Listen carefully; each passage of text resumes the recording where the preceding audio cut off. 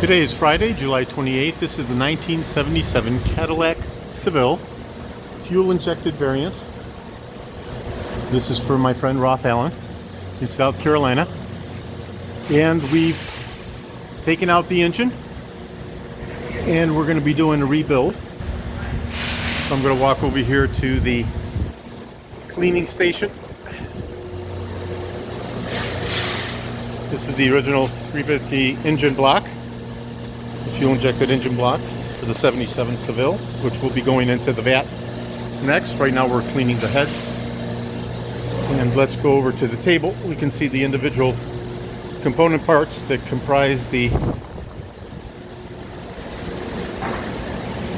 assembly.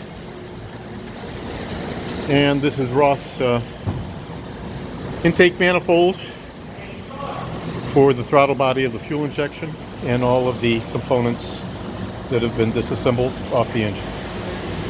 Thank you very kindly.